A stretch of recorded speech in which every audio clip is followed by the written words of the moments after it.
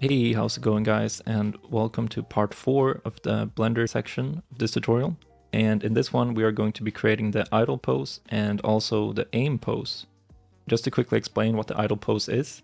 So you can think of it kind of like your character's default stance, basically, like the position that you always start creating the animations from. So it's pretty important that we get this right and feel happy with the way it looks. We could always go back and change it later on, but it could be a bit tedious going back to every single animation and modifying it. So ideally, we should just make this once, and then when we're happy with it, we move on to creating the other animations. And in the last part, we made this whole setup to prepare for the animations. And we linked the character rig and also the gun rig. So now we're actually ready to start animating, which is the fun part in my opinion. And to start making the idle pose, we want to select the character rig and switch to pose mode. And we can also enable automatic keyframes. So basically when we click this, every time we move a bone, Blender is automatically going to save those keyframes in that new pose. So we don't have to manually add them, which is nice. So I'm just going to enable that. And make sure that we are at the correct frame rate, which we are. And then I'm just going to duplicate this reference animation that we created in the last part by pressing here. And I'm going to name this one A_FP assault rifle idle pose. And in this case, the A stands for animation and FP stands for first person. And then I'm just adding the weapon name, which in this case is the assault rifle. So it just makes it a bit easier to tell the animations apart when we have a lot more of them, basically. And then I'm just gonna start moving the gun bone, which is called CB gun. So I'm just gonna move it up on screen and kind of place it in front of the camera. And for now, we don't have to worry about the hands or the fingers or anything like that. I usually just try to place out the gun in a correct position first. And by the way, I'm using G to move the weapon, and then I'm pressing X or Z or Y to move it on the specific axes. You can also move it freely like this if you want. And when it comes to posing, this is a lot of it comes down to personal preference and also what type of game you're making. So if you're going for a more modern look, usually the gun is a bit more centered, a bit tilted, maybe like this, something like that. Or if you're going for a more, traditional FPS game, then the gun would usually be a bit more off screen, like this. Kind of like Counter-Strike or something. But for this one, I'm going to be creating a more centered pose, I think.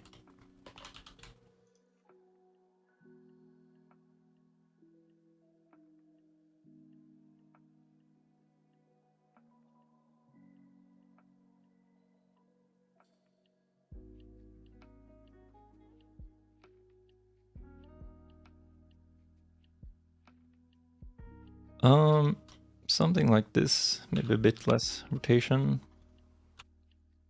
a bit lower.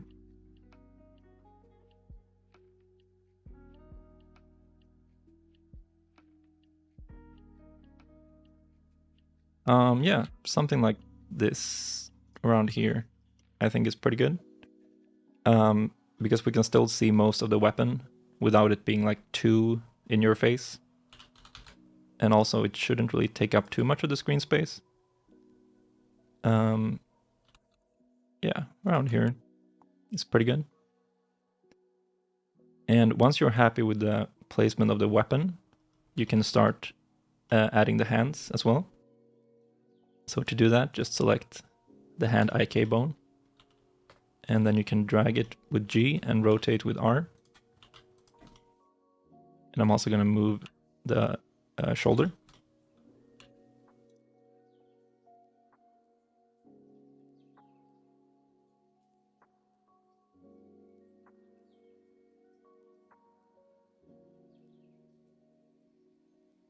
And start placing this hand here on the grip.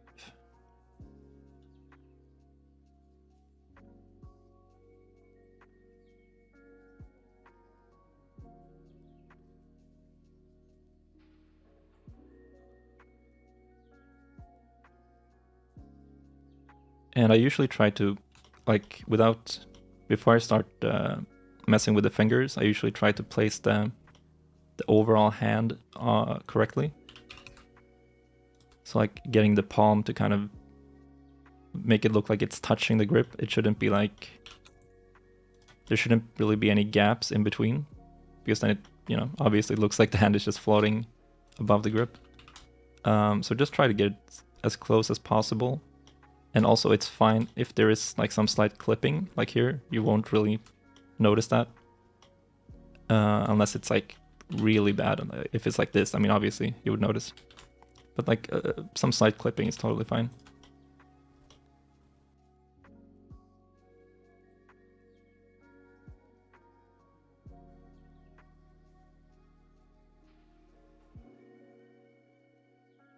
Okay, I think that's pretty good. And when you're happy with the placement, you can start animating the fingers or posing the fingers. So I'm going to start with the index here on the trigger.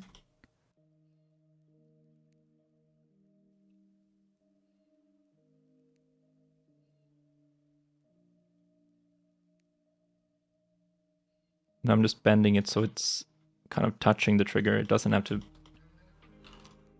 actually like look like it's pulling it, but just that it's like in contact with it. So the finger is ready to pull the trigger, you know?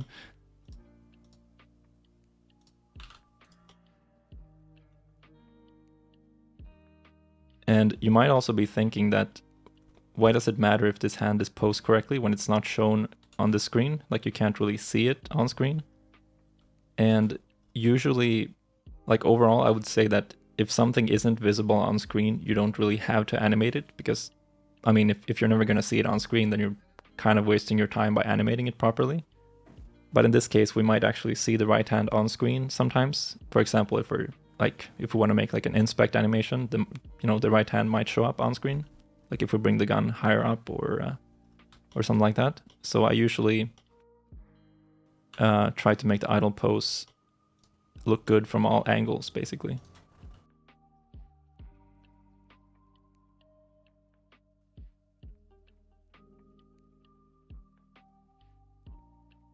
And I'm just gonna keep placing the fingers out. And also remember to keep this, the axis, the orientation to local, because then you can rotate by pressing like Z or Y, for example, to make it a bit easier to place them out.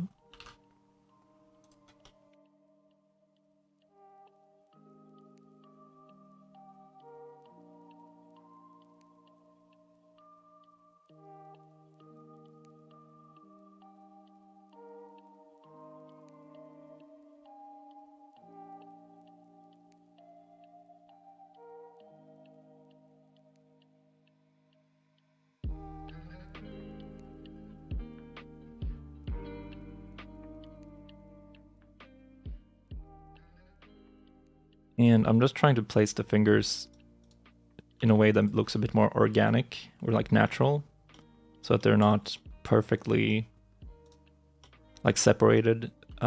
Because usually when you're holding something, your fingers are kind of overlapping a little bit, or they're kind of rotated differently.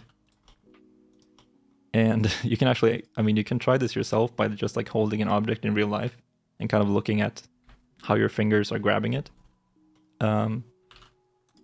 Which is something I do a lot actually when I'm animating. I'm just sitting like, looking at my hands and like, how do the fingers move and how do my fingers place on objects when I grab them, that kind of stuff. Which is a pretty good reference. I mean, especially if you're making a realistic game. I mean, that's probably the best reference you've got. It's just to look at your own fingers.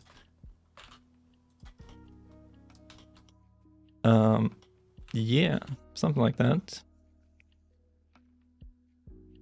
And again, it's totally fine if there's like some slight clipping. it won't really be noticeable. And then I'm gonna place out the thumb.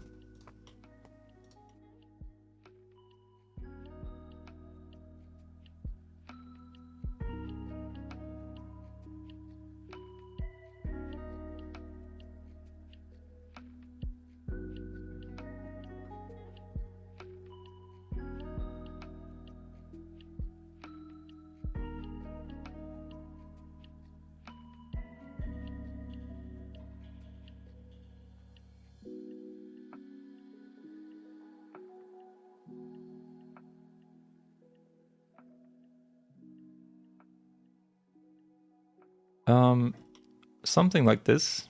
I'm pretty happy with that. And I'm just gonna also just kind of straighten out the arm here, so it's not bent at a weird angle here at the wrist.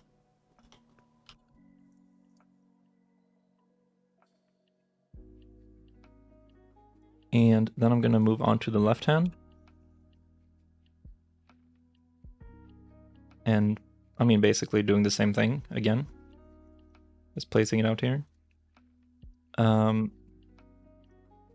again, when doing the grip of the hand here, you can either go with, I mean, again, it's completely up to you how you want this to look.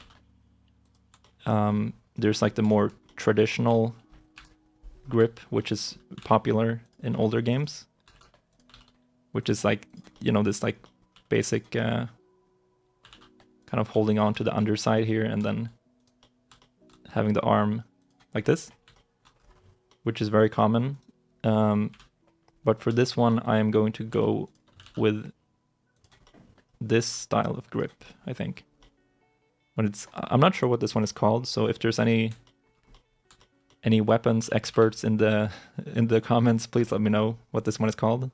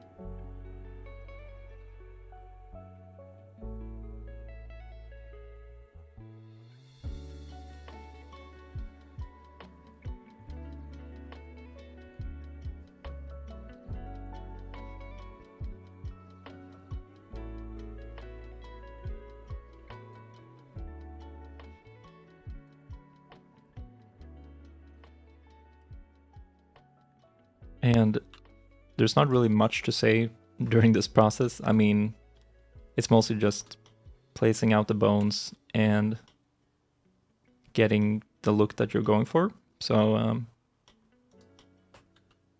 yeah, I mean, just keep placing them out and feel free to test different things. You don't have to do it exactly this way. You can always, you know, look at some references or maybe some games that you like and see how they do it.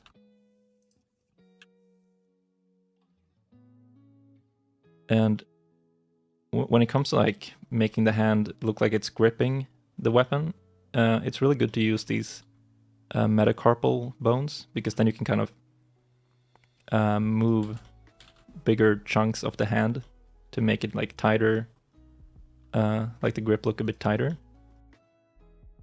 So don't be afraid to use these bones as well, not just the fingers.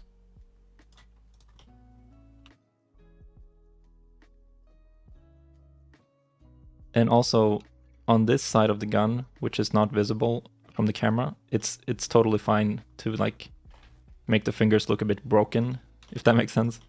Like they don't have to be like in a natural shape. So because usually it's kind of difficult to make them look natural when making a grip like this. So there will be some broken bones on this character, but that's totally fine. Like that's since you can't really see it, it doesn't really matter.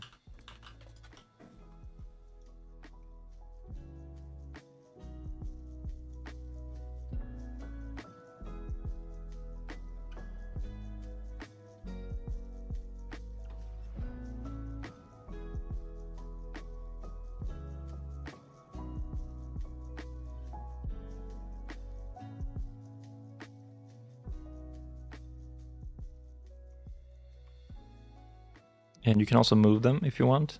I usually just try to rotate them instead of moving them, because it can lead to some weird stretching like that, but it is possible if you want.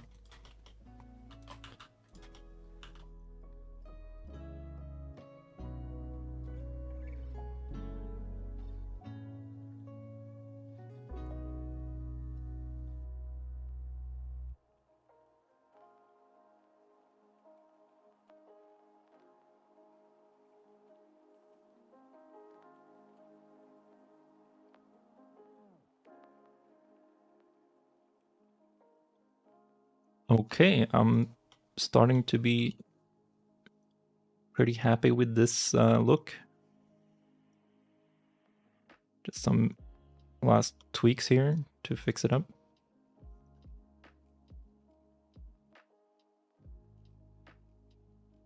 And also remember to while you're doing this, remember to check this view as well, because this is the view that actually matters. I mean, sometimes it might look fine in the viewport, but then when you check it in the camera, it's like, it looks a bit awkward. So just keep in mind to always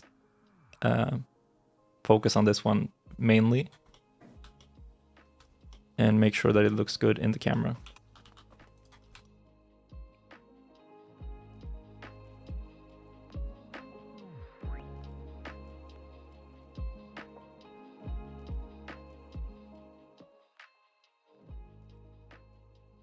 And also don't forget about the pole targets here, because they are very useful for rotating the whole arm like this, and gives you a lot of control over the look here. Okay, I'm pretty happy with this pose. It could use a bit more tweaking, but I also don't want to make this this video way too long, so I'm just gonna try and keep it a bit short. But I mean, feel free to tweak this as much as you want, or I mean, really just take your time, because this is probably one of the most important poses that you'll make. Yeah. But I'm gonna say that it's finished here, and I am pretty happy with it. And now that we're finished with the idle pose, we want to attach the hands to the weapon so that we can move the gun around and have the hands follow it. Because otherwise we won't really be able to animate the gun without also having to animate the hands, and that would be an insane amount of work. So the better option is to attach the hands to the weapon. And the way we can do that is by selecting the IK bone of the hand, and then going over here to the constraints tab and adding a child of constraint. And we want to set the target as the weapon rig, or sorry, this one should be the character rig. So armature, the top one. And then we want to set the object or the bone as the IK hand gun bone, which is the child of this bone. So now if we try and move it, we can see that the right hand is following perfectly. And when it comes to the left hand, I am not going to attach it to the gun bone directly, but I'm actually going to be attaching it to the magazine of the gun rig. And the reason for this is because I already know that I'm going to be needing, for the reload animation, I'm going to be grabbing the magazine with the left hand. So I've already kind of like planned ahead of time, and I'm going to make a setup for that already. So if you already know that in one of your animations, like the left hand is going to grab a specific part of the weapon, you can already constrain it to that part. It's not like a crucial thing. You don't need to do it right now. You can always do it later as well. But it just saves a little bit of time and makes the process a bit smoother in this case. So with the left hand selected, I'm gonna add a child of constraint. And I'm gonna search for the assault rifle skeleton and set the bone to magazine. And now we can see that the left hand has moved, and this is normal. This usually happens when you constrain something to a different rig or a different object that's not part of the rig. And to fix this, we can just click on set inverse, and that's going to pop into place. And now we can try it by selecting the gun rig and switching to pose mode, and then just moving the magazine. And as we can see, the left hand is following perfectly, which is good. And we can also try moving the gun and just making sure that it follows. Cool. And as a last step for the idle pose, I usually like to place out keyframes for the influence here. And this is mainly because if we change the influence in any of the other animations, we might have some issues with the idle pose, like it might break whenever you switch back to it. So I'm just going to add keyframes for these by hovering over influence and pressing I, like this. And these are going to be saved here at the bottom of the animation. And yeah, that's our idle pose finished. So if you're happy with that pose, we can move on to creating the aim pose, which is going to be a lot simpler because we can use this as a base. So to create the aim pose, I'm just going to copy this one by pressing this new action. And I'm going to rename it to aim pose instead. And also the reason why we're making the aim pose instead of just doing this procedurally in the engine is because this gives us a lot more control and like precision over where the gun is aiming, and it makes it a bit easier because in engine you would have to like manually enter some values to make this gun move to the center, but here we can just perfectly center it, and then we can use that as a reference in the engine.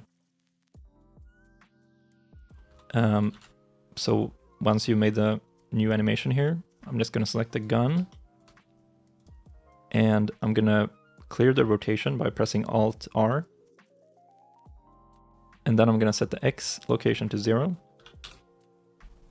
And we can already see that it's basically aligned perfectly. But we can also zoom in here and make sure that it's aligned with the camera, of the center of the camera. So we might want to move it down a little bit, like that. And we can also move it back a little bit. Again, I mean, this is personal preference. It depends on what look you're going for. But I think around here looks good. And again, we can always change this later, so it's not like the end of the world if you're not happy with it currently. You can always come back and change it. And I'm also gonna move the arm back a little bit here to make it more visible here on the screen.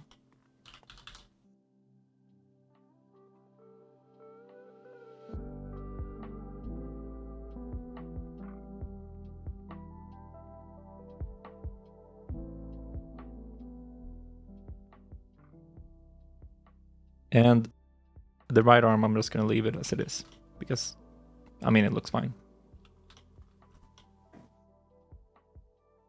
All right, that's the aim pose. Much easier than the idle pose. And now we can check them out here. So this is the idle pose, and this is the aim pose. Now that we're finished with the poses, we can actually export them already. There's no need to wait until the end to export them. We can just export them as we go. So to do that, first of all, switch to object mode. And then we want to set the end frame to 1. Because the animation it starts at frame 0 and it should end at frame 1 in this case. Because it has to be 1 frame long at the minimum. We can't really make it 0. So to export it, we want to make sure that we're only selecting the character armature, because we're only exporting the selected objects at this point. And then we can copy this name. So just go up here and press Ctrl C. All right, so with the rig selected, I'm going to go to File, Export, and choose FBX. And I'm going to locate our folder here and go to Exported Animations. And then for the export settings, I have a preset for that. But basically, we want to make sure that it's set to include only the selected objects and only armature. And then geometry, we don't have to worry about because we're not exporting any geometry. And then under armature, we want to make sure that we're only exporting the deform bones. And we do not want to add any leaf bones, so we can leave this turned off. And also here, make sure that bake animation is enabled, and key all bones and force start end is also enabled. And the rest we can just leave at default. And then for the name, we can just paste in the name that we copied and then press export. And that's it. And let's repeat that same process for the idle pose. So switch back to the idle pose and then copy the name. And then go to export FBX as before. And it's already in this correct folder. And then just paste that in. And we're using the same settings as before. So just export that. And there you go. And if you're wondering why we're not exporting the whole thing, like including the arms and the gun, that's because in Unreal Engine, there's already a pre-made skeleton that comes with the engine, which is the UEFI mannequin rig. And since this rig is also based on that rig, we don't have to do any like extra exporting steps for the rig itself. So we can just export animation data straight from Blender and import it, and it should work just fine. And yeah, that's it for this part. In the next part, we're going to be creating the idle loop animations, both the normal and the aimed version. So yeah, I'll see you in the next one.